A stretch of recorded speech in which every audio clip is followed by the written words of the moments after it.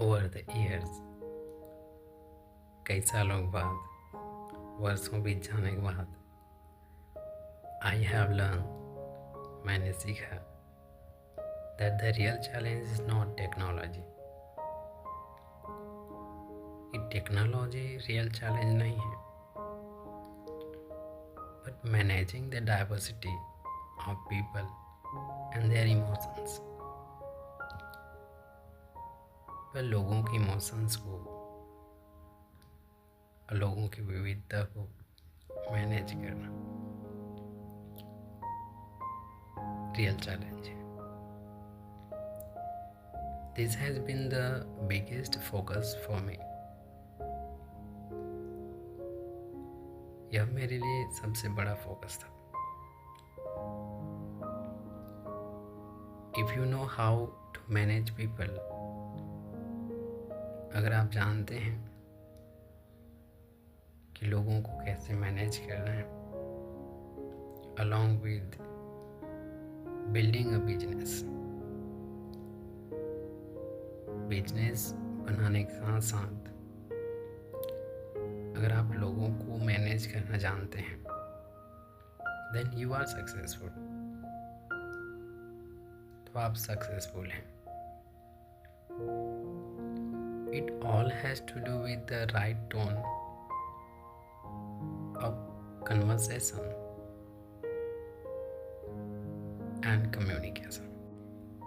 यह सब बातचीत और संवाद के सही लहजे पर जुड़ा हुआ है। माय डियर फ्रेंड, इसे लिखा है रोशनी नाडर मल्होत्रा ने। आई थिंक ये बिजनेस करते हैं। तो इन्होंने अपने कई सालों के अनुभव को यहाँ पर इन्होंने लिखा कि रियल चैलेंज आपके पास हर चीज़ है, टेक्नोलॉजी है, नॉलेज है, हर उपकरण है जो आप चाहते हैं। तो रियल चैलेंज ये नहीं है, पर रियल चैलेंज ये है कि लोगों की भावनाओं को समझना, लोगों की जो इमोशंस हैं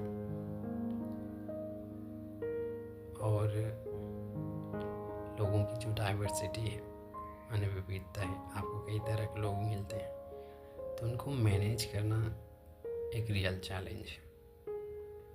ये बात इन्होंने कही और यह आगे इन्होंने यह भी कहा कि और इनकी जो फोकस थी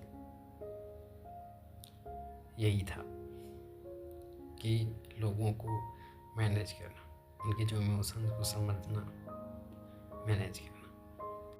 और ये कहते हैं कि अगर आपको बिजनेस के साथ साथ लोगों को मैनेज करना आ जाता है, अगर आप ये सीख जाते हैं, तो इनके अनुसार इन्होंने लिखा कि आप सक्सेसफुल हैं। और यहाँ पर ये कहा गया कि आपकी जो बात करने का तरीका है, कम्युनिकेशन है, कन्वर्सेशन है, आपकी जो बात करने का लहजा है, ये सब इस पर डिपेंड करती है। ये यहाँ पर कहा गया। अगर आपको कन्वर्सेशन, कम्युनिकेशन, बातचीत का एक तरीका नहीं है, अगर आपका लहजा सही नहीं है, तो आपको बहुत से लोग मिलेंगे, पर शायद आप उन्हें मैनेज नहीं कर पाएंगे। और इसे मैनेज कर पाना, जब आप इसे मैनेज कर लेते हैं, तो इन्होंने कहा कि you are successful. You are successful if you are able to manage the diversity of people and their emotions. You are successful according to रोशनी नाडर मल्होत्रा। तो अब आप इसे खुद पढ़िए और अपनी इंग्लिश को इम्प्रूव कीजिए। Knowledge is free, so it's all. Thank you.